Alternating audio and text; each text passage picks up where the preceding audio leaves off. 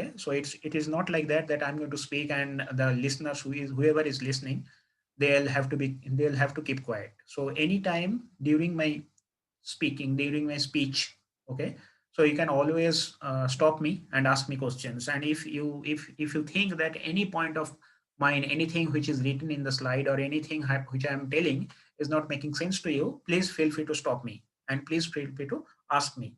I don't mind. In fact, I shouldn't mind. Okay, so please make the conversation to make the communication two-way. Otherwise it will be very very boring. Otherwise it will be just like I'm going to tell something and probably it will be very boring. Okay, so there is no point of doing that. Okay, so today what I'll be speaking is that application of artificial neural network in medical imaging. Okay, so a artificial ANN is the abbreviation for artificial neural network. Probably all of you have heard about ANN. Probably many of you have actually implemented ANN. Probably some of you have, some of you have already go ahead, already stepped over ANN. That means some of you have already tried ANN and got the result, and now you are saying that okay, I'm not going to bother myself with ANN anymore. I'm going to try something else. I'm going to try more complicated networks, more deep networks. Okay, so yes, but still, I want to focus my attention on ANN because you see that these deep learning networks and these complex networks, convolution networks, and many other networks, GAN and many other networks, all of them they started with single layer perceptron. So the first thing the first thing in this network, in the history of network, is the single layer perceptron, and then came multi-layer perceptron, which is basically ANN, and from there all the things evolved very quickly, and we are seeing the beautiful things. But behind all these beautiful things that you have been seeing right now, though the theory is there of ANN. So we have to get ourselves accustomed with this theory. We have to know this theory. We need to know how this ANN works and what are the main parts of this ANN. Okay, so that's why I wanted to talk about ANN. And another thing that I noticed in some of the students, okay, and who communicated with me for doing some work in ANN, that since the toolboxes are already available in online, so people generally do not bother about going through the theory of ANN. They do not want to understand ANN because they think that okay, understanding ANN is a loss of time. So why do I need to understand anything which is already readily available to me? Why do I need to bother about whatever inside this toolbox, and or what is the algorithm based on which the toolbox has been designed or something like that? But you need to understand. If you don't understand the different toolboxes available, then you will not know that for your data, for your purpose, for your public application, which toolbox you should use. Okay, then you are going to, if you don't understand that, then probably you will not be able to get good results, good amount of accuracy, good amount of sensitivity or specificity, or whatever you are wanting to do. So that's why there is a requirement to understand the algorithms. That's why I want to go into the very basic algorithm, which is ANN. Okay, and if you can understand the basics of ANN, it will not be very difficult to understand the basics of the complex networks. Okay? So that's why I wanted to do that. Okay, and my specific interest is my specific interest is in medical imaging application. Okay, so I did my PhD in that, and right now also I'm trying to do some things in medical imaging. So that's why I'll be talking about ANN, where, how it is applicable, and how can we apply ANN in medical imaging. So this is the general content that I'm going to speak about today. So I'll first start with the general framework of classification. So basically, when we are talking about application of ANN, generally ANN is used most widely or most popularly. ANN is used for classification. In medical imaging or any type of imaging, ANN is basically used for classification. Okay. So classification means that you want to really label the pixels in your image. That is basically what is classification. Okay? You want to put a label on each pixel of your image. Okay? So that is the primary purpose ANN is used for as far as imaging is concerned. So I'll go through the general framework of that classification. What is the general framework of classification? Then I'll talk about some learning methods. Okay. So there are in learning methods, there are two types of learning. So supervised and unsupervised. So artificial neural network is a part of supervised learning. So while speaking about learning method, I'll just talk a little bit about supervised learning. What do you mean by supervised learning? And since ANN is a part of supervised learning, I'll talk about then after talking about supervised, I'll go to ANN, artificial neural network. After finishing artificial neural network, I'll also talk a little bit about unsupervised learning.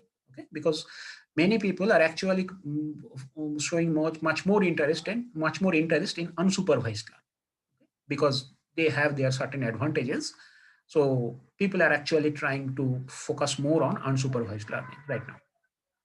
And then I'll show you some results of what our group could do in the domain of medical imaging. So we are interested in a sort of hybrid imaging technology, which is known as photoacoustic imaging. And we are trying to apply this photoacoustic imaging for prostate cancer, thyroid cancer, or kidney cancer detection. So I'll try to show you some results of this photoacoustic imaging, classification of photoacoustic imaging, classification of prostate cancer using photoacoustic imaging with ANN. So that's what I'm going to show you some results. And in this process, I'll also talk about some kind of complex or more advanced networks. Briefly, I'll talk about briefly. I'm not going to go into details of those, but I'll talk about convolution neural network also a little bit. And I'll also show you some example where we have used convolution neural network. We didn't use convolution neural CNN in the actual popular, in the very popular sense. We actually wanted to exploit the capability of convolution neural CNN in a little bit different sense. So that's what I'm going to show you. Again, just as I mentioned, if any time you think that I'm not making sense, or any time you think that you are not understanding what I'm saying, please feel free to stop me and ask me the question at that point. I don't want you to hold your questions for the end of the talk. Okay, at the end of the talk, you can ask whatever you want. That doesn't matter. I don't mind that. But if you stop me in the middle of the talk and ask me any question, I don't mind also. Okay, so please feel free to do that. Okay, so as I mentioned, general framework. So here I'll be talking about medical imaging. Okay, so this is the general framework of classification in medical imaging. Okay, as I mentioned, classification is what? Classification is just, suppose you have an image. Okay, you have an image. You want to label each pixel of the image. Label means, suppose you have an image which contains some portion of vegetation, some portion of forest, and some portion of water. So you need to label the pixels which belong to forest and which belong to water. So this is just a very simple example of classification task. Somewhere it is also known as, in some applications, and or it is also known as segmentation. But segmentation is also a type of classification, you can say. So classification is basically labeling of the pixels. So we want to do that. Suppose we want to do that. So what is the framework? How should we proceed? As far as medical imaging concerned, let us start talking about. Okay, so this is the flowchart. If you want to, if you look at the flowchart, then these are the steps. Those are to be followed sequentially. If I want to do some kind of classification for medical imaging. So first one is data acquisition. I'm going to in the next slide, I'm going to talk about these steps in a little bit, um, more explain. I'll give little bit more explanation for each step in the next slide. So I'll just mention the steps right now. Okay, the first step is data acquisition. Data acquisition means when you are just acquiring the medical image. Second step is data image reconstruction. So you are trying to in this step, you are forming some image which you can understand, basically, which you can visualize, and which you can understand. The third step, ROI selection. ROI means region of interest. So third step, ROI selection means that in the image, you are identifying some portions, that these portions, they are they belong to some type of pathology, or they belong to normal tissue. You are understanding, you are identifying, you are marking some portion of the images which are interesting to you, basically, which are interesting to you. Then feature extraction. So you are extracting some unique markers of the from the ROIs. Okay, you are interested, suppose, and that these features actually depend upon the task. Okay? I'll come to that later. Then classification. So this is the conventional way how this classification is done. Then so after feature extraction, you will feed, you'll train, or you'll feed your classifier with the features that you have extracted. Okay, and then the classifier will get trained. So the classifier will absorb the feature, and it will get trained it to identify that which is the pathology, and which is the diseased portion of the tissue, and which is the normal portion of the tissue. And based on the output of the classifier, you ultimately, the doctor will take the decision that, okay, so this particular patient, they are having this kind of problems, or they are not having any kind of problem. So this is the general framework. So as far as engineers are concerned, okay, as far as engineers are concerned, we can be involved in data acquisition. Okay, we can be involved in data acquisition. How? We can try to make some changes in the data acquisition systems. We can be involved in image reconstruction. Okay, so there are several algorithms which are actually designed by engineers in consultation with doctors. So there also we can be involved. For ROI selection, we cannot be involved, because ROI selection, only the doctors and the histopathologists, they will be involved. Okay, so so histopathologist will do what? Histopathologist will actually go to the actual pathology in the cellular level. Okay, so they will cut the tissue into small sections, and they will actually look into the tissue under the microscope to find out whether that particular tissue section has any problem or not. And based on their observation, they are going to they'll present their observation to the radiologist, and then radiologist, based on the observations of histopathologist or histology results, they are going to select the regions which are interesting to them in the images. So ROI selection, we cannot be involved. Feature extraction, again, yes, here will be involved. So for so in consultation with the medical doctors, in consultation with the actual doctors, we can find out that what type of features we want to extract. We can design our feature extractor algorithms according to that, and so we can extract the features using that feature extractors. Classification, definitely it's our job. Okay, it is our job. Doctors will not be involved in that, so it is solely our job for doing the classification and all. Then, but ultimately, decision making is always with the doctors.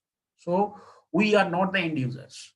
Okay, we are present, will be presenting some results with the doctors, and if the doctors are satisfied with the results, then based on these classification results, they are going to take the decisions. They have the right to reject the results. Okay, and they have the right to point blank say to us that your result is nothing, your result does not make any sense, so I'm not going to use any result.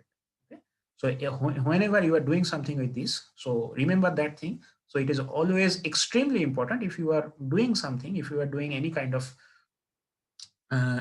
task, it doesn't have to be classification. If you are doing any other kind of task also, you need, in medical imaging, as far as medical imaging is concerned, you need to get associated with a doctor. Okay, so first of all, for scheduling the task, so first of all, to decide whether whatever the task you are thinking of, whether that is what they are doing, whether that is what they are doing, or whether that is not what they are doing, you need to get associated with the doctor. And then how you are going to do that, doctor will not be very much interested in that, because they don't want to bother themselves about these algorithms and all these things. So that's up to you. They'll say to you that you figure it out.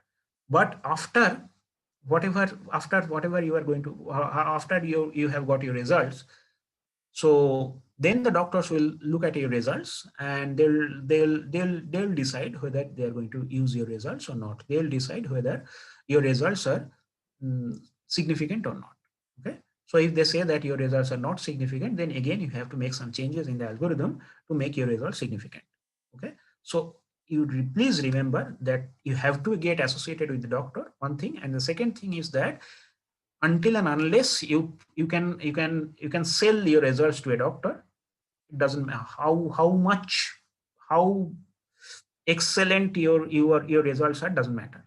Okay, until and unless you can sell your results to a doctor, your algorithm or your results doesn't have any meaning, doesn't have any significance. So you need to always convince a doctor about the significance of your results. Okay, and for doing that you need to get yourself associated. If you want to do something like that, you need to get yourself associated from the day one with a doctor. You need to get advice from an actual doctor. If you want to get yourself associated with medical imaging kind of task, I'll suggest you that get associated with an actual radiologist. Okay. Okay, now let us go into these steps in more detail. So what is data acquisition? Data acquisition, I guess everyone has either some kind of first hand experience or some kind of indirect experience of going to some kind of image acquisition setup, going to some kind of image acquisition, image taking centers or image taking clinics. Okay, so somebody may have done some ultrasound imaging on him or her, or somebody may have done some kind of X-ray imaging, or somebody may have done some kind of MRI imaging. Okay, so whenever you are going through those processes, those are, so you are putting your body under the scanner. It may be ultrasound scanner, it may be X-ray scanner, it may be MR, medical magnetic resonance scanner, but depending upon whatever modality you are putting yourself under the data in that particular modality is getting acquired. So that is the first step. In the first step, the raw data are getting acquired. In the second step, using that raw data, some image, just for the purpose of visualization to the radiologist, some image will be formed. If that image is not formed, then radiologists do not understand the raw data.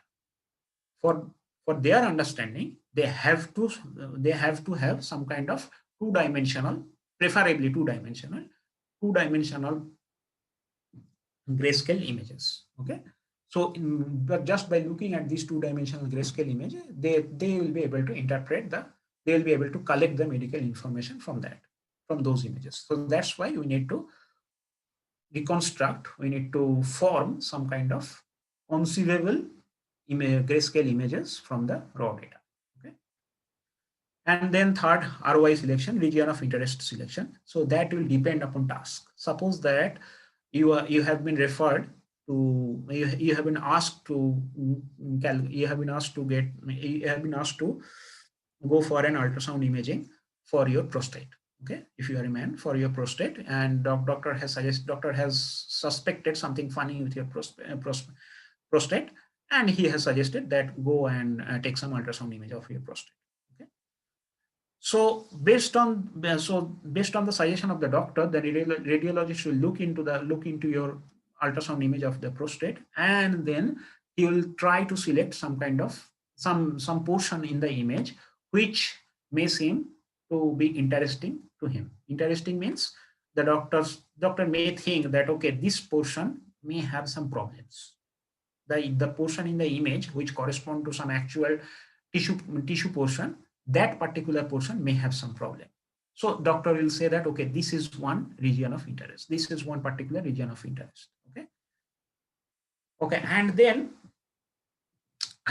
doctor, if it is possible that and if it is possible to actually get hold of the tissue. Generally it is not possible because actual tissues are inside us, so it is not possible to actually get hold of tissue. But in some cases, if you are going through a surgery or something like that, then it is possible to actually get hold of the tissue. Then the tissue will be sent to a histopathologist, and histopathologist will look into the tissue under the microscope, and then he will come to the radiologist with his observations, and based on his observations, doctor is going to tally his observations with the actual image, and then using the observation of histopathologist, doctor will select the region of interest. Okay. Okay, so the selection of region of interest actually basically depends upon the task, and it will be done by the doctor. Okay, so basically the region of interest will be selected based upon the task. Okay, now features, again the feature extraction, again that depends upon the task. Suppose that I suppose the doctor is interested in seeing whether there is some cancer, whether some cancerous lesion is present in your tissue. Then in case of X-ray images or in case of ultrasound images, probably the basic thing the doctor will do is look for the edges of the lesion. He look for the edges of the lesion.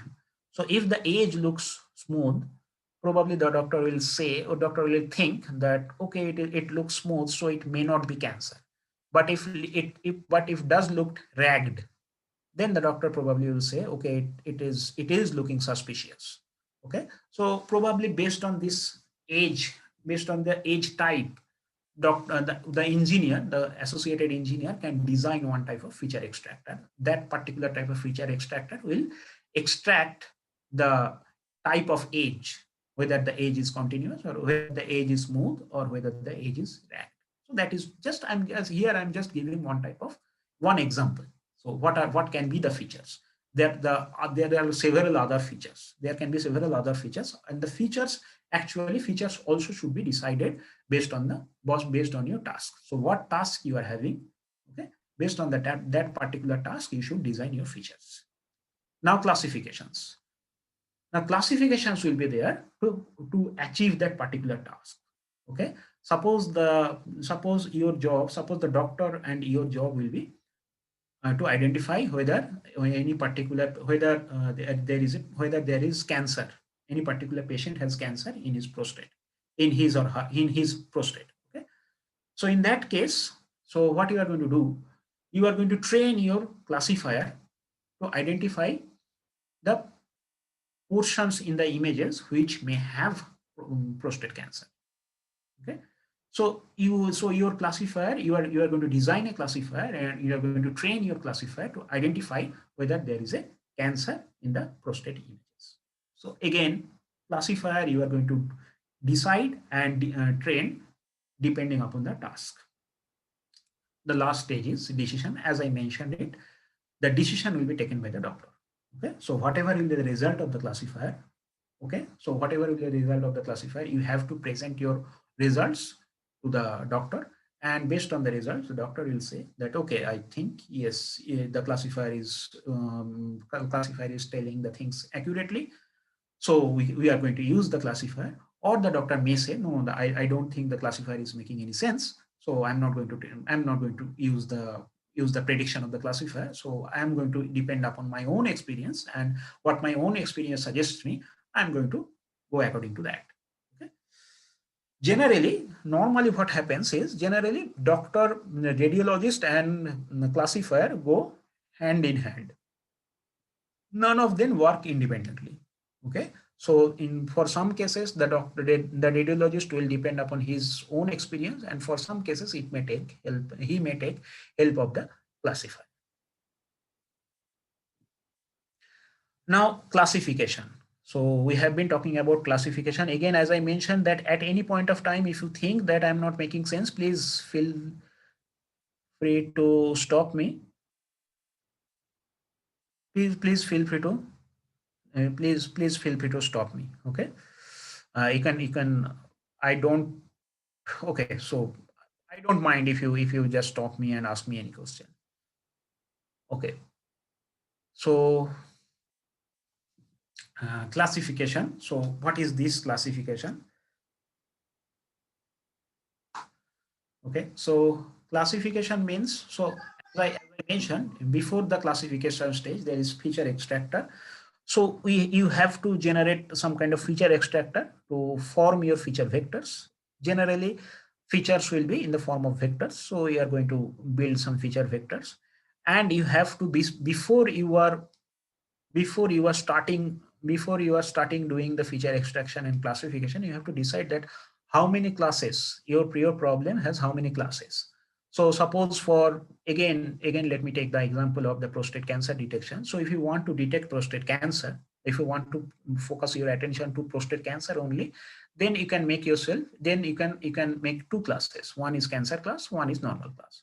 But in addition of prostate cancer, if you want to detect some other type of abnormality which are not cancer but which are not normal also, then you can decide on three classes: prostate cancer, benign prostate. Benign means there are some problems but they are not cancerous, and then normal cancer. So then in that case, you can decide on three classes. So before actually going into the problem, before actually doing the problem, before actually thinking of solving the problem, you should decide what is the number of classes. Okay. Then formation of functions, formation of M function. These are actually the classifier. Now we are into the classifier. Okay. Now basically formation of function means you are basically building your classifier. You can build your classifier in terms of a model, or you can build your classifier using some probabilities, using a probabilistic approach, or you can build your classifier using a network.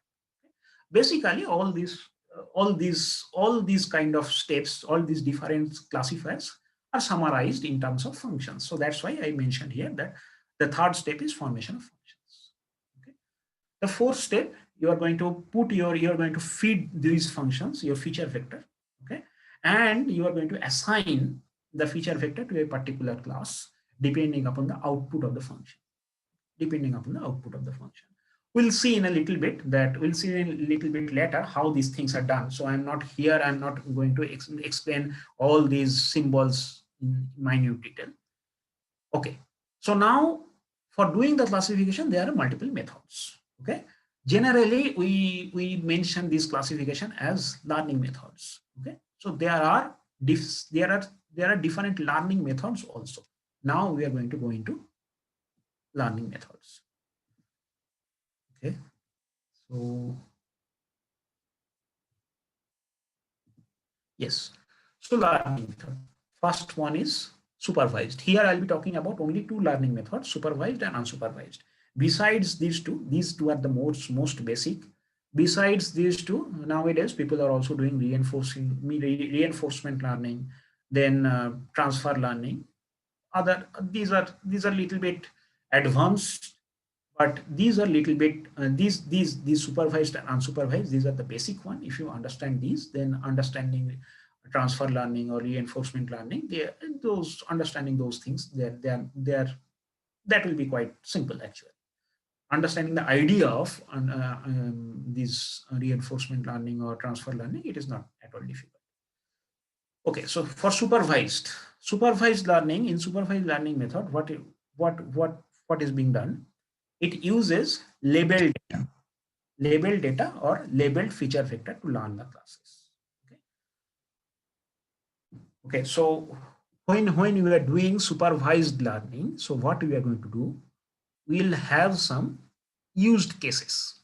Okay, suppose again, let us take that same example of prostate cancer detection. So what we'll have what I will have or what you will have some, suppose 100 cases or 200 or 500 cases in which each image there will be ROIs will be selected in each image, and each ROI will be labeled whether that ROI belongs to prostate or whether that ROI belongs to normal. Okay, so each of these ROI will be labeled. Okay, now suppose you have 500 ROIs corresponding to cancer and 1000 ROIs corresponding to normal. So you have total 1500 ROIs. Now using this 1500 labeled ROIs, you can train your classifier. Okay, so you can input each labeled ROI into the classifier, and you can tell your classifier that look, the ROI which belongs to cancer looks like this. Okay, so learn how that cancer ROI looks like. And you can also tell that look, the ROI which belongs to normal looks like this. So learn how that normal ROI looks. And in this process, you can train your ROI to recognize the recognize when a ROI, when a ROI is cancerous or when a ROI, or how to identify a cancerous ROI or how to identify a normal ROI. So that is the idea of supervised learning. That's why in the first step I wrote it uses labeled data. So that, because that is the most important. In the second stage, so when you start doing supervised learning, before actually going into that, you need to form three different data sets. One is training, one is validation, and one is testing. Remember, when you are doing that, when you are forming that, there should not be any overlap between training, validation, and testing. Again, I am talking about very basic things, but many cases I observed that the people who are doing these classifications, they are unaware of these very basic steps. So that's why I wanted to mention this.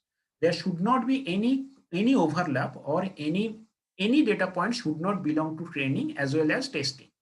Otherwise, if it has if same data belongs to training as well as testing, then the results do not have any significance, any meaning. Okay, so the training, validation, and testing, they should be totally independent of each other. Okay, and many people actually do not skip forming this validation set, but the validation set is also required, because we want to we don't want that don't want a particular problem known as regularization to happen. So that's why we don't want that's why we want to form this validation set. But if you don't want to form validation set, generally the stringent training and testing set ratio should be 50:50. Okay, so the 50% of the total data set should go into training, and 50% should be go into testing. But many people do it like 60:40 or 70:30. Okay, so training, you are going to use training data set, you are going to use to train your classifier. Okay, once the training is done, then to understand how to understand the performance of your classifier, what you are going to do, you are going to input your testing data. Okay, while inputting your testing data, you will not supply the labels to the classifier. Okay, you will just input your testing data without the labels. Okay, and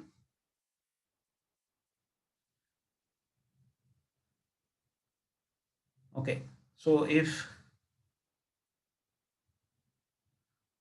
okay, so yeah, so you'll supply the you'll feed the for the testing, you'll just feed the data without the label.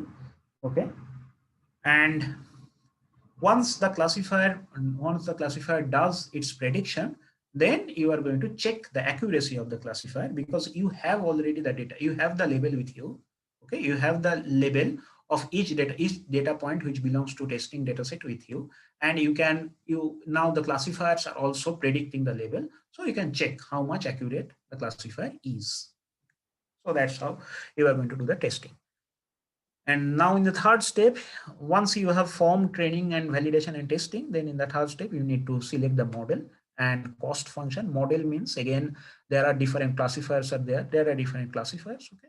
So ANN is one type of classifier, or NN is one type of supervised learning classifier. SVM is there, and then linear regression is there, and many other type of classifier is also there. Okay, so you can select one type of classifier, and even if you want to select ANN, let us say if you want to select ANN, then in the ANN also there are different architectures. So you can also select you can also select the hyperparameters. Actually, it is said hyperparameters, the model variables you can select. Okay, so that's how we can build your model. And cost function is very important thing. Okay, which will come to that when we'll be discussing ANN, we'll come to that. So okay, so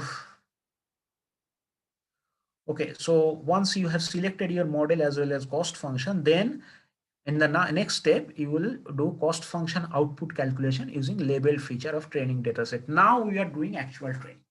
Okay, we have selected the model, we have selected the cost function. Now we are actual. Suppose now we want to start the actual training.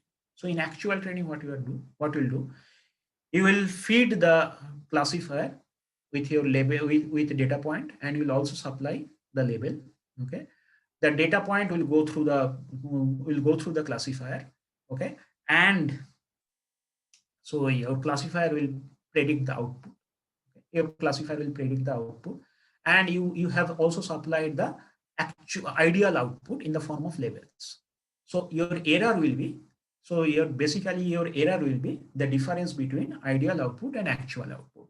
But whether it will be just the difference between, or whether it will be square difference, or whether it will be sum of squares, that will depend upon your cost function.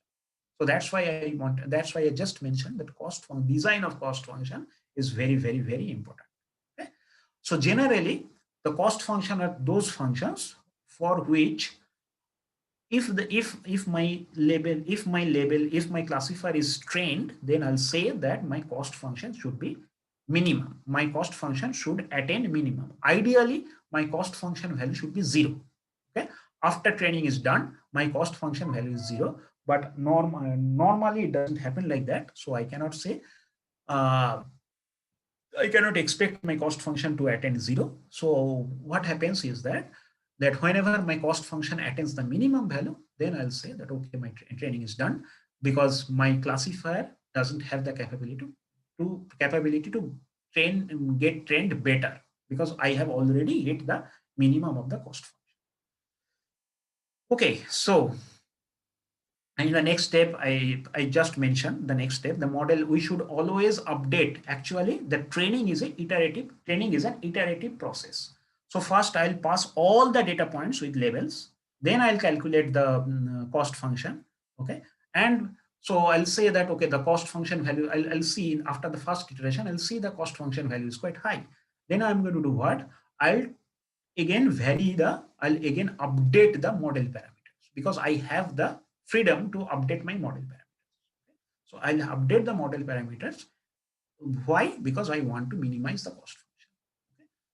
And so I'll update the model parameters. Again, I'm going to pass all the data points with labels with the new update, with the updated model parameters. Again, I'll calculate the cost function. If I see again my cost function is quite high, then I'll again update the model parameters. So this will go iteratively until and unless I hit the minimum cost function value. Okay. So this training is an iterative process. Okay. So once the training is done, that means that I have found out the ideal set of model parameters which generates the minimum cost function value. That then I'll say that okay, my training is done. Now my classifier is trained to identify which ROI is cancerous and which ROI is normal. Okay. So once this training is done, then I'll say that okay, my classifier is trained.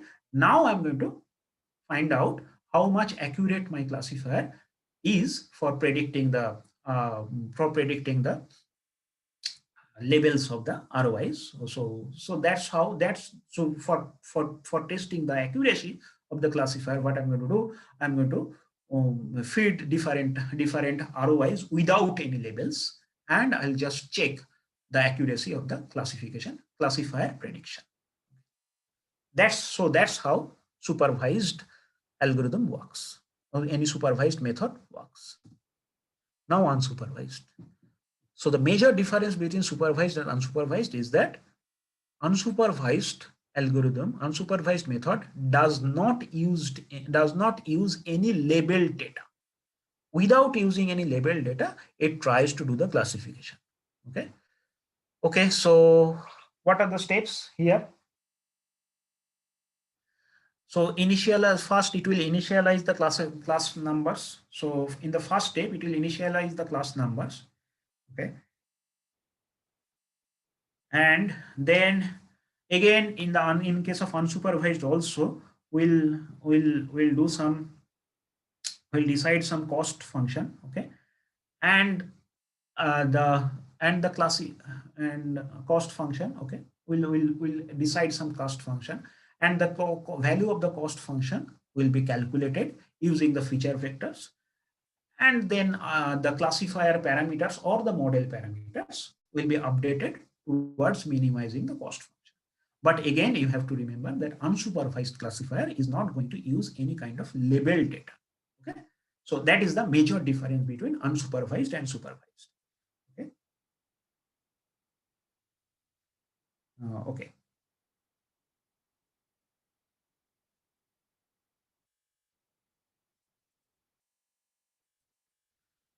Okay. So, but one thing you need to remember, that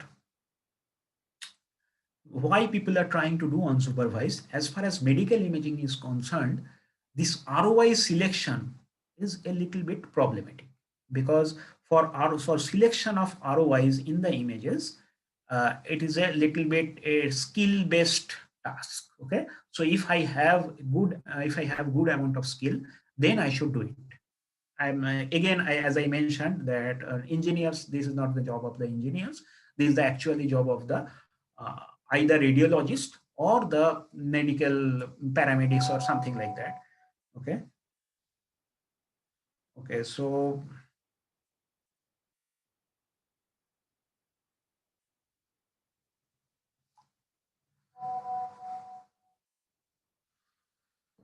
okay. As I just mentioned, that unsupervised algorithm is so this ROI selection ROI selection depends upon skill, and it is also time consuming. So a busy radiologist will not have the required amount of time to get me or collect sufficient amount of ROI, which will be required for which will be required for training a supervised algorithm. Okay, so there may be it the so to get a sufficient amount of labeled ROI may be a problem for supervised algorithm for medical imaging. Okay, this is one thing. And second thing is, there may not be, even if the radiologist is ready to do, there may not be sufficient amount of labeled cases available for some problems, because some diseases may be too rare. Okay, that the diseases that those diseases may be too rare, so occurrence of those diseases it may happen that occurrence of those diseases is so rare that we do not have sufficient amount of labeled data corresponding to that particular diseases. Okay, then also our training will not be, if I want to use some supervised algorithm, our training will not be efficient. Okay, so in those particular cases, what I do, what I want to do, I want to use unsupervised learning. Okay.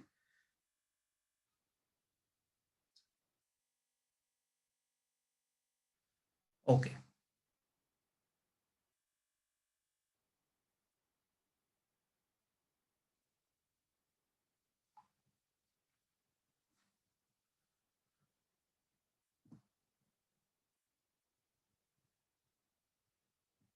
Okay. Again, I cannot. Okay.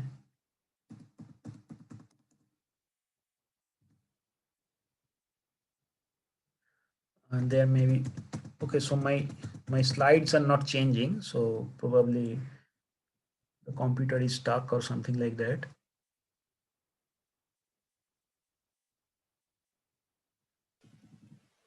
Try resharing, sir. Resharing. Okay.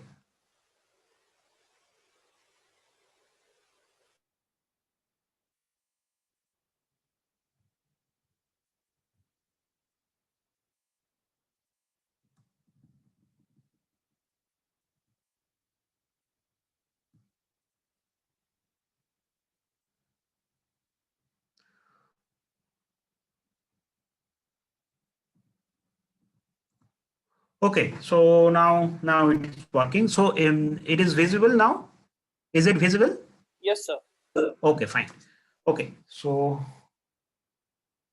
I need to go faster because I have little time left and I have so many things to tell about. Okay, so so these are some examples of supervised learning algorithm. So this is Bayes classifier, then linear regression, then artificial neural network, support vector machine, convolution neural network. So I have one or two slides for probably each of the classifier, but I don't want to do that because I want to talk about artificial neural network. Okay, so that's why I'm going to skip Bayes classifier or linear regression. Again, these are very basic one. Okay, So this perceptron, as I mentioned in the beginning of my talk, that this network based algorithms, they all of them, they started with perceptron. Okay, so neural network actually started with perceptron. Perceptron is a single layer neural network. I'm not going to explain that. Okay, now let us come to this MLP, multi-layer perceptron or feed forward network. Okay, so this is very basic structure of feed forward artificial network. Okay, so here there is one input layer, one hidden layer, and one output layer. Okay? First of all, let me tell you why this feed forward, why it is feed forward. Because whenever we are calculating the output, we are always moving in the forward direction. We'll come to that. We'll discuss that in a little bit elaborate fashion in the next slide. Okay, and okay, so what are the what are the what are the elements of this each layer? So you see that these circles in each layer, okay, these circles in each layer, they are called as nodes. And this is an example of feed forward. This is an example of feed forward network where each node is connected, where each node in one layer is connected to every node in its in the next layer. Okay, so here you'll see that the first node in the hidden layer, is connected to every node in the input layer. Again, the first node in the output layer is connected to every node in the hidden layer. Okay, okay, so and the each connection, okay, each connection will have a certain weight. Each connection will have a certain weight. Okay,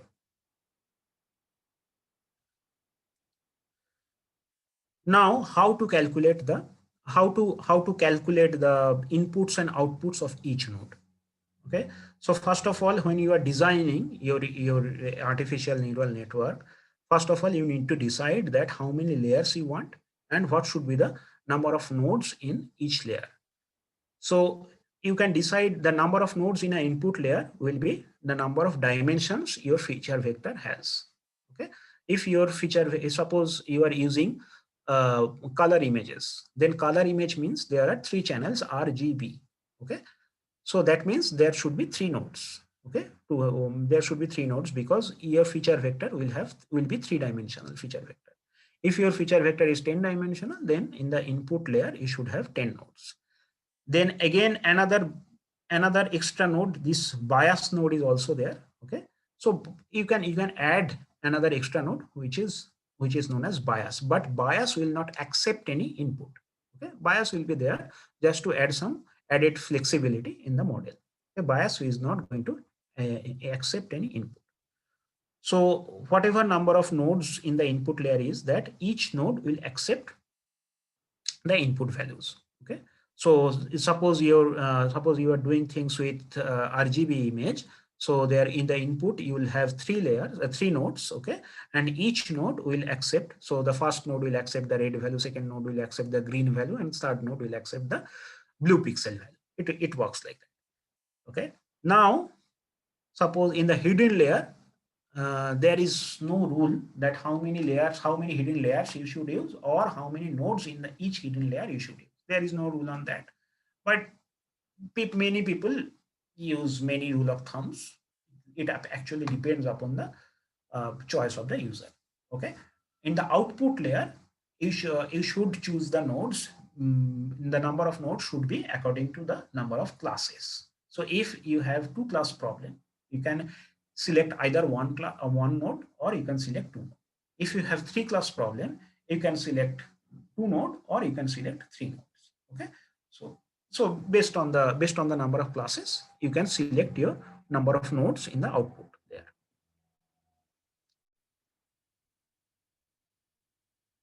Now, in case of this type of network, how you are going to calculate the output or input in case of um, each node. Okay, so for doing that, what you need to do, suppose that suppose let us consider the first node in the hidden layer. Okay? So the first node in the hidden layer, if you want to calculate the input to that, so what will be that? As I mentioned here, so this first node is connected to all the nodes in the input layer. Okay. So whatever is the value that node x1 is getting. Okay. So first node is, suppose the first node is getting value x1. So first node in the input layer is getting value x1. So that value will be multiplied with the weight. So weight in the link. So x1 will be multiplied with wmn. Okay. Then x2 suppose I am feeding the second node with value x2 will be multiplied with the weight corresponding to the link between the second node in the input layer and the first node in the hidden layer. So x2 will be multiplied with that way. Plus for every node, the things will be every node I have to consider the input and the corresponding weight. I have to multiply them and add them. So the total addition will be the input of the first node to the hidden layer. Okay. So yes. Okay. So that is actually here in this equation, that is actually given as activation. Okay. So aj is the input to the nodes in the hidden layer. Aj is equal to summation I equal to 1 to n wji superscript 1 multiplied with xi plus b0. b0 is the bias, and b0 is the bias, and as I said, that bias is not going to accept any input value. It is there just to add some added amount of flexibility. Okay.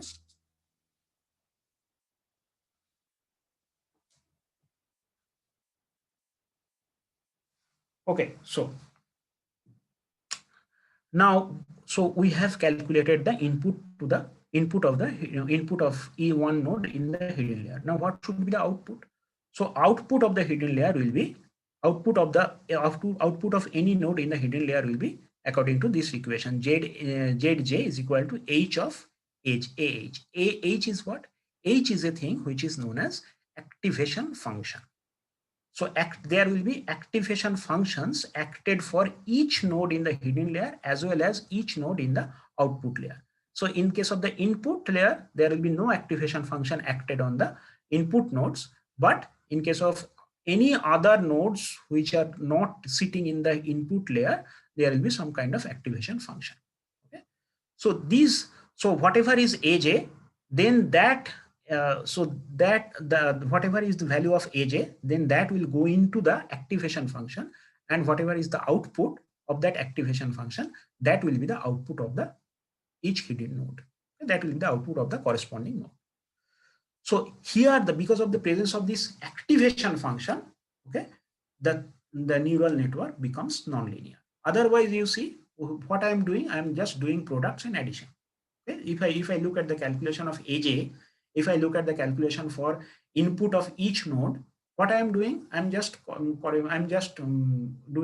multiplying the input of the previous node, input of the nodes of the previous layer, and multiplying it with the corresponding weights, and then adding the products. So this is just product and sum. Okay, so that is a linear operation. But this activation functions, they are introducing non-linearities. Okay. So again, it's the same way I can also calculate the active input and outputs of the nodes in nodes present in the output layer. Okay. So generally, as activation functions, we select logistic sigmoid function or tan H functions, something like that. And if I consider the network that of which we just show here the picture, then in this case we can write a general formula like that: YL x comma W is equal to sigma summation j equal to 1 to m WLJ 2. This superscript 2 actually suggested that these weights are belonging to the link between the output layer and the hidden layer. Okay. and then there is another summation in that. So this expression, although it looks a little bit cumbersome, but it is quite easy to figure out. Okay. So you have, suppose that this is your network, you have chosen this network, and you have decided. So when you are starting the training process, the first stage is what? First stage, you have to build your network. Okay, so you have done this. You have selected the number of required nodes, number of hidden layers, and in each hidden layer you have selected the number of nodes. Okay, that's fine. So you have started with you have built your architecture. Then what you need to do, you need to initialize each weight value. You need to initialize each weight value. So suppose that you have done it. Suppose you have also done it. Then what you are going to do? Okay, then so once you have done this, then then what is that? Then what is there? Again it is stuck.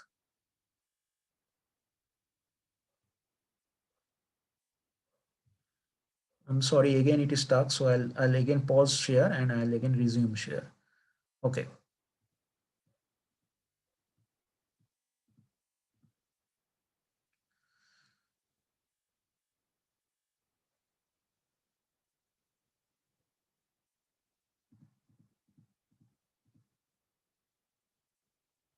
Okay. So after you have done this, after you have propagated all the input vectors, and you have calculated all the output values according to your uh, using your initialized weights and all these things, then what to do? So that means you have done the first pass, or first pass. You have calculated, you have done the completed the first iteration. Then what to do? Okay, then comes the error part. Then comes the error part, because now see, now we are in the training phase. We are doing training. Okay. So again, let me just tell you, we started the training by first building the architecture, then initializing the weights, then we have calculated the outputs corresponding to all the input data points. Okay. Then what we are doing, we know the levels. So we know the actual outputs. We know the ideal output. So that's how now we need to find out the error in the prediction of my network. So what we are going to do, we have already calculated the output. Okay, and we have the ideal outputs. So that's why we need to find out the how much we are deviating, how much my architecture is deviating. That deviation I'm going to calculate in the form of errors, some errors. Now these are some error functions or cost functions that I can generate. One is MSE. MSE is that the sum square error. Okay, MSE is the sum square error. So I can calculate all the outputs corresponding to all the data points, and corresponding to each data point I can calculate the error. I can square the error, and I can sum. That will be my MSE after the first iteration. Or I can use this cross entropy. The formulation mathematical expression is like that. I can use the cross entropy as another type of error. Okay. Okay, so suppose that this error calculation is also done. So I have done my error calculation. After that, what is to be done? Okay, as I mentioned, in case of supervised learning algorithm, after that I need I need to change the model parameters. So what are these model parameters? So see, at this point of the training, I have already selected the architecture. I don't have any other control. I cannot change my architecture in the middle of the training process. So I don't have any control on that. Okay, I have already the data points with labels are already given to me. I don't have any control on them. So on which I have control on? I have control on the weights. I have control on the values of the weights. So what should I do? I should change the values of the weights in such a way that my cost function gets reduced. So that I should do. Now the question is, how should I change? Should I change it arbitrarily? Okay, I cannot do that, because in case of, because if for a simple two layer or three layer network, you see that how many weights are there, weight values are there. Okay, so here I just mentioned in this type of feed forward network, every node is connected, every node in one layer is connected to all the other nodes in its preceding layer. Okay, so that's why there will be so many values, so many weight values. So each weight value I cannot just change arbitrarily. I should not do it. So I should change the weight values according to a certain mechanism. That certain mechanism is known as optimization techniques or optimization algorithm. So gradient descent is one of the very basic but excellent gradient optimization algorithm. So in gradient descent, this is the mathematical formula. So W tau 1 is equal to W tau minus eta del E of W tau del E at W tau, where eta is greater than 0.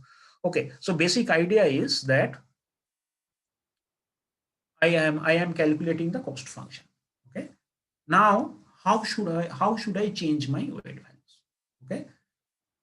So to figure out the mechanism according to which I should change my weight values, what should I do? I should proceed in such a way. I should calculate my, first of all, let me calculate my gradient of error with respect to weight. First of all, let me calculate the gradient with respect to weight. What does that gradient give me? Gradient tells me the direction along which my error is increasing the most with respect to weight. I'm saying that again. If I calculate the gradient of cost function with respect to weight, then that will give me what? So this is the gradient of, so del E, that is the gradient of error function with respect to weight. So if I calculate that, that will give me what? That will tell me that in which direction your cost function is increasing the most with respect to your weights. So what should I do? I should go to exact opposite direction. Okay, because the gradient is telling me in which direction it is increasing the most. So the exact opposite will be the direction in which a cost function is decreasing the most. So that's why I should go into that direction. That's why there is a minus sign. Okay, that's why there is a minus sign. So what should I do? I should, so suppose that at my present iteration, my weights are W. Weight vector is W. So with that weight vector, I should subtract my gradient of weight vectors, and there is a eta is a constant, and eta actually it depends upon the step size. Okay, it depends upon the step size. So eta is another constant. But basically, this is the idea of doing the updating the weights. Okay, this is actually known as gradient descent optimization algorithm. Okay, so using this gradient descent optimization algorithm, after at the end of each iteration, I am going to update my weight. Then again, I am going to pass all the input data points with labels. Again, I am going to calculate the cost function. Again, according to that gradient descent, I am going to update the weights. Okay, this I'm going to do it repeatedly. This I'm going to do it repeatedly again and again and again until and unless I'll say that I have reached the minimum cost function. I have reached the minimum cost function. When I'll say that I have reached the minimum cost function, then I can say that okay, I'm not going to do any further iterations. I have reached my minimum cost function, so that means I have trained my algorithm to the best of its capacity. I'm not going to train it more. Okay, so again, this is stochastic gradient and all this. So I'm not going to do that. I'm not going to speak about these things. So let me skip. Now error backpropagation. So this gradient, this gradient calculation, this gradient is what? This is actually basically derivative of my cost function with respect to each and every weight.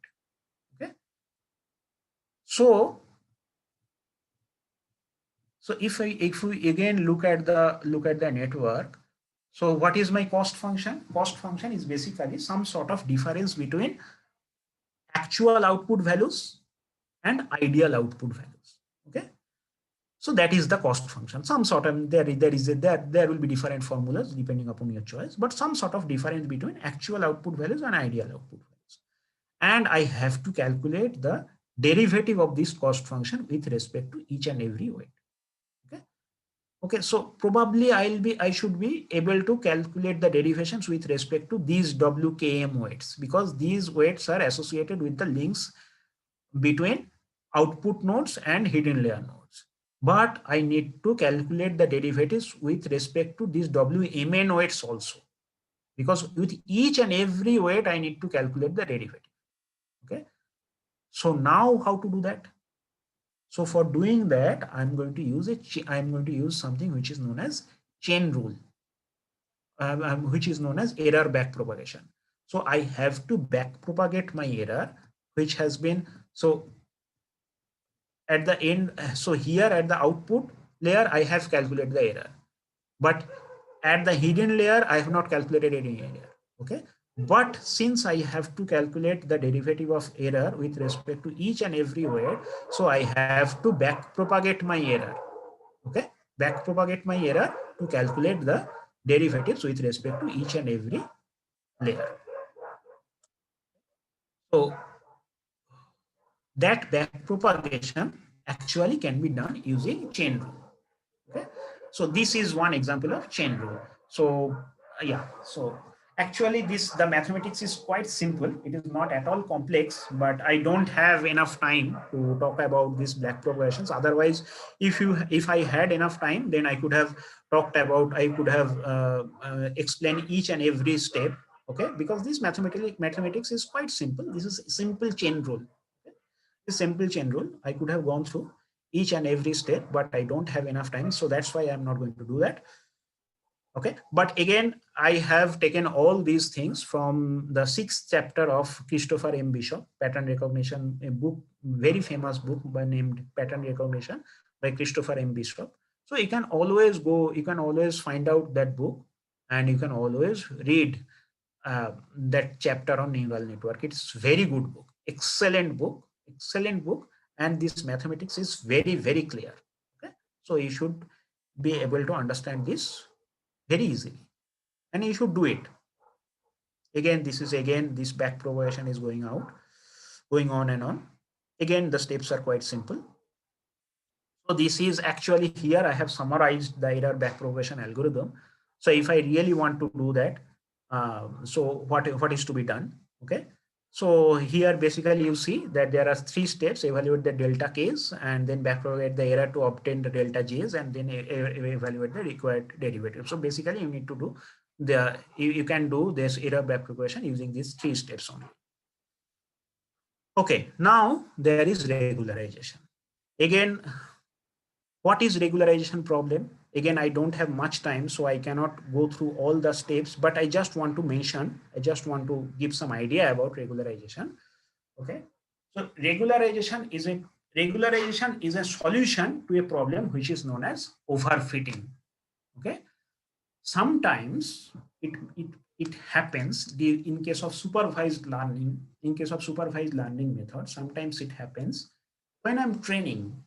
Okay. When I'm training, it may happen that if I use excessive number of training data points, or if I sample my training data points in such a way that my sampling space is quite confined, then it may happen that after training, my classifier is trained to identify that particular training data sets only. Okay? And it is fitted to that particular training data set in a very, very minute manner. Okay. So for example, let us assume that there are some errors in the training data set also. So, but the training has been done so minutely that the classifier has absorbed those errors also. Okay. Now when I'm trying to do testing, then what will happen? Then errors after testing will be quite large. Okay? Errors after training testing will be quite large, because due to overfitting, In the training phase, my classifier is too much tuned for the training data points. I don't want that. I don't want that. I don't want my classifier to get too much tuned for the training data points. So that's why regularization comes into picture. So generally, these sort of, so that's I want to make some sort of adjustment. I want to introduce some sort of additional parameters in my cost function. Okay, so I want to introduce some sort of constraints or some sort of prior knowledge into my cost function, and that additional step will probably obstruct my classifier to get too much trend with too much trend or too much tuned for the training data points. Okay? So that is why regularization takes place. I cannot go into the some methods of regularization because of the time constraint. Now, this is, so we have already mentioned about neural network, simple artificial neural network. Now, this is a step ahead. You see what is the, so this is some additional things now in convolution neural network or CNN, some additional layers are coming. Okay, some additional layers are coming. So basically, if you look at this, so this FC1 means fully connected, FC2 means fully connected. Okay, so fully connected means the same layers as in the ANN. Okay, so what are the additional layers here? CONV1 and pooling 1. So convolution 1 and pooling 1. So the convolution layer actually has some filters. Okay, and the pooling layer actually does some kind of subsampling. Just for an example, suppose here we have mentioned here we have mentioned suppose my input data, again it is a color image 256 cross 256 cross 3. Now suppose my convolution layer has 50 filters. So each filter will produce one output. Let us say we have adjusted my convolution layer in such a way that output size will also be 256 cross 256. But there are 50 filters, so output matrix dimension will be 256 cross 256 cross 50. Now this pooling layer, what I mentioned pooling layer will do some kind of some kind of subsampling or downsampling. What does that mean? So here you can see that after pooling, the dimension is getting reduced to 128 cross 128 cross 50. That means what this pooling is doing? So pooling is considering a matrix 2 cross 2, and it is taking only one value from that matrix. It is calculating only one value corresponding to the matrix. Okay, that's how it is reducing. Okay, it's reducing, or it is downsampling that 256 cross 256 output of convolution to 128 cross 120. Okay, so after pooling, the output of the pooling is going into fully connected layer. Okay, so this is fully connected layer and this is fully connected. So fully connected means here the term fully connected means what? So here, since each node in one layer is connected to all the nodes in its previous layer, that's why it is known as fully connected.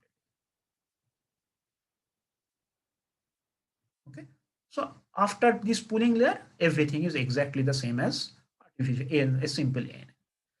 So what is the advantage of convolution neural network? The advantage is that one thing, it can handle much more complex data, much more higher number of data. But the advantage of convolution layer and CNN, and why it is so much popular, because end-to-end training is happening. In case of convolution neural network, end-to-end training is happening. If I want a simple artificial neural network, then from output layer to input layer only training will happen. But in this case, from output layer to convolution layer, training will happen. And because of that kind of training, the convolution layer filter kernels will be trained to extract the features, to extract the features. So in this case, what I'm going to do in CNN, what I can do, I can supply the raw data with labels. I can supply the raw images with labels. I can skip that feature extraction part.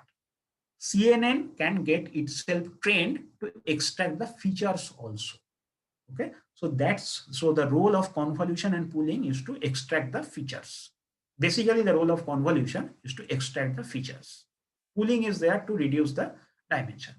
Role of convolution is to extract the features. That's why CNN is becoming so popular now. So if I use CNN, I don't need to know about the feature extractor algorithms also. So CNN itself can get trained to extract the features. That's why it is so popular. Okay. For ANN, we need to extract the features. For CNN, we generally don't need to extract the features. In fact, if your data dimension is quite low, then for ANN also you don't need to extract the features. ANN also you can supply your whole data with labels. I don't need to extract the features because in the network, some features will be extracted on its own depending upon the problem, depending upon the labels you have given. But CNN, generally people know it like that. CNN, the filters are getting trained to extract the features. So that's why people are much more interested using CNN. Now there are some unsupervised learning. So I wanted to mention these unsupervised learning. So in this case, no label will be used. So I'll just mention this autoencoder, and I don't have any time to mention sparse autoencoder. So this is again another type of network. Okay, so in autoencoder, what happens in the input? Whatever I'm supplying at the input, I want to get the same thing at the output. I want to get the same thing at the output. Okay, so that's my look at the cost function.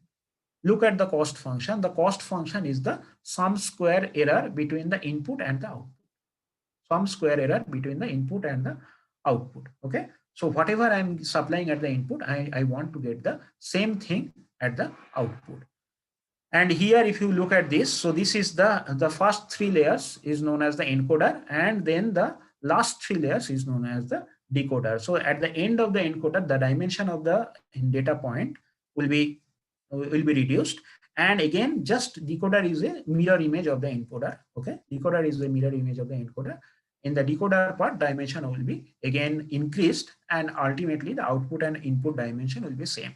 Okay, so this autoencoder, using this autoencoder, we can do unsupervised learning or clustering. We can do data dimensionality reduction also. Okay, there are some other purposes of that also. So again, this is a type of autoencoder which is known as sparse. So again, there will be another additional term, extra term in the cost function. Now, if I just want to very quickly mention about whatever we have done in our lab. So we are actually, I just mentioned that we are actually interested in photoacoustic imaging. This is a hybrid imaging, medical imaging technology, which has laser light as input and ultrasound as output. Okay. So these are some examples of our images. So what we did, we actually in our lab, multiple studies with actual human patients were carried out. Okay, so generally what happened that the actual cancer patient went for surgery, and after surgery the tissue is extracted from the patient, and then the tissue came to our lab. We did the imaging. Okay, we did the photoacoustic imaging. Then it went to histopathology lab, and where the sectioning and all these things are done. Okay, so the A is the image of A is the normal camera image of a excised tissue. Excised means a tissue taken out from the human body. B is its histopathology image, and C, D, E, F, G, they are actually the grayscale photoacoustic images acquired at different wavelengths of light. Okay, so I just want to mention the significance of these images. So according to histopathology labels, so this blue color circle actually signifies the malignant region, and white color circle, they signifies the normal region. So if you see that at 760 nanometer, the region inside the blue color is quite bright, and the region inside the white color is quite low. So the So in 760 nanometer photoacoustic images, the blue color and the cancerous regions, they are quite bright, and normal regions, they are quite low. In 800, nothing is quite bright, and in 850, both are quite dark, and in FG and the other 930 and 970, all other images other than 760 nanometer, both cancerous and normal images, they are quite dark. But in 760 nanometer images, the cancerous region is quite bright. Okay, so we did some. These are some normal classification metrics. Okay, so these are again pretty much simplistic. I don't have the time. So we did SVM. This is ROC with SVM. We did also ANN. Actually, we extracted, there are 807 data points, and we extracted 29 features, and we used a simple 3-layer network, and our hidden layer contains 10 nodes. Okay. And so we using all the 29 features, we have got this receiver operating characteristics curve. Okay, and then we tested with different set of features, and these are the different things. Okay, so as I mentioned in the beginning that we used CNN in a different sense. So what we wanted to do, we wanted to compare the feature extraction capability of a CNN with the handcrafted features. So what we did here, we trained a CNN to extract features, and then with these features, we performed some classification. And with the raw data also, we use the same classifiers, and then we compared. Okay, we found out that in mostly, so if you just so on that SVM and RF, we did classification with SVM and RF. In the top 2 row, we did the classification with simple raw data, and in bottom 3 row, we did the classification with CNN extracted features. Okay, so you see in most of the cases, that CNN extracted features gave us better results than normal raw data. So here we are seeing that CNN, if I train a CNN to extract the features, then probably the CNN will do a very good job. So that's what we wanted to establish, and this has been recently published also. And we also wanted to do some unsupervised classification. That means classification without any label using autoencoder. So this is one example. So we compared our performance with normal, not non-network based some clustering algorithms, and we have found out that our autoencoder is giving better performance than normal non-network based performances. Okay. So yes, so these are my references. So basically, as I mentioned repeatedly, that I consider for artificial neural network, I consider this book, Pattern Recognition and Machine Learning by Christopher M. Bishop, very excellent book. I read myself. I read this book. I tell everybody else to read this book. This is a very good book. I'll urge all of you to read this book. And if you are really interested to look at the work which have been done in our lab, then you should visit the lab website, which is www.urmc.rochester.edu, and you can find out different publications of Dogra Lab also in our lab website. It is there, and I have used some other resources in the internet also. Okay, so that's it. So that's all I wanted to talk to. So if there is any questions, I don't know whether we have any time to. Yeah, I have just finished. This is now it is 3:30, so I don't know whether there is any time. Yes, But sir. We have a few questions. okay. I request Dr. Tanuja Dope ma'am to continue with the question answer session. Okay. Thank you, Pranav sir. I am very much thankful to Dr. Saugata Sinha sir for giving us knowledge regarding application of NN in medical imaging. Sir, there is first question by the participants like, what is the significance of ROI, region of interest? Okay, so as I mentioned, that region of interest when you are doing supervised learning, so in at that time you want to feed your classifier, you want to train your classifier with labeled data. So for labeled data, you need to select some ROI, that means some portion of the image which you suspect have some, which you suspect represent some abnormal portion of the tissue. Okay, that's why you want to select only those portion of the image which represent the abnormal portion of the tissue. So otherwise, if you don't do it, then what will happen? You will have, first of all, you have too much of data, and second of all, your classifier will be trained inaccurately, because your image, because you whatever you are supplying your classifier, that some portion of that may contain normal region, may represent normal region, but you'll be labeling it differently or something like that. That's why people always try to exactly identify that what are the portions which represents the abnormal tissue and what are the portions which represents the normal tissue. Okay, so that's why that is the significance of ROI. It is required for training. Okay. So the next question is, what are the various, you can say the parameters that can be considered when we want to go for the field for. Can you repeat that? I didn't understand. I didn't hear the last part. Okay.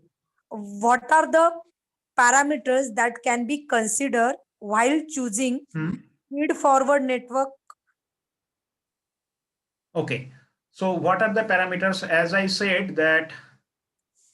Okay. Am I audible clearly? Yes, sir. Yes.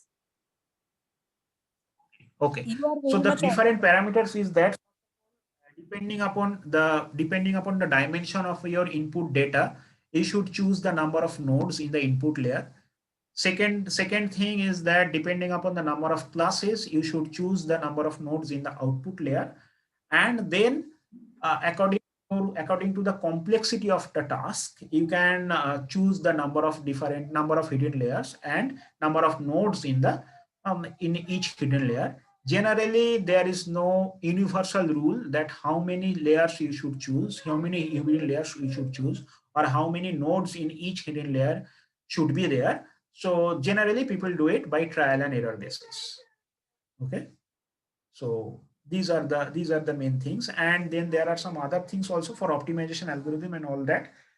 You can start with the basic optimization algorithm like gradient descent, but if you think that some other more efficient optimization, if you want to try with some other efficient algorithm, you can also try some other a little bit efficient algorithm like Leavenworth Marquardt or something like that. okay.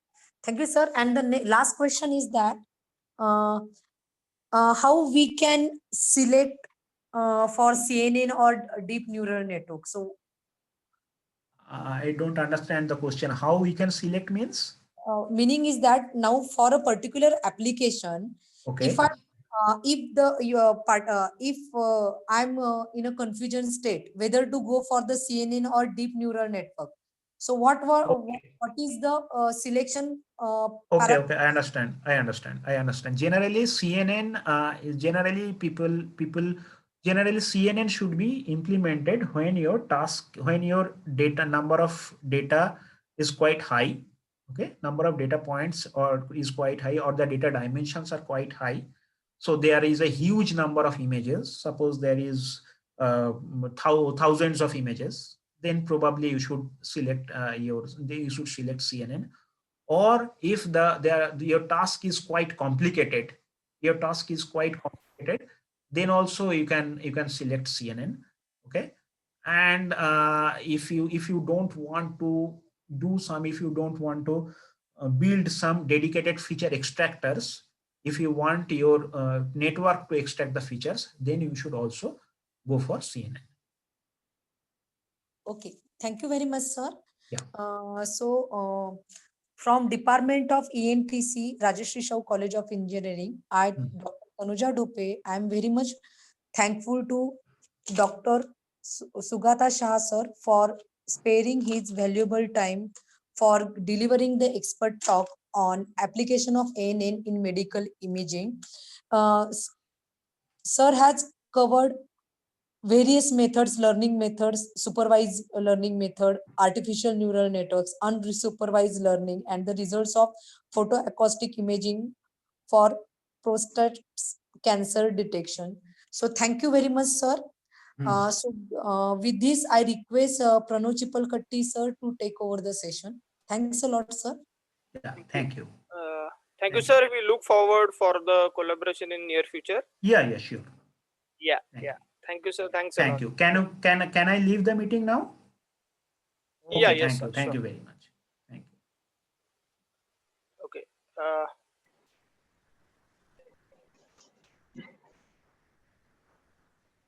So with this, we will end the session today. Participants are requested to join tomorrow on time at 10 a.m. Thank you.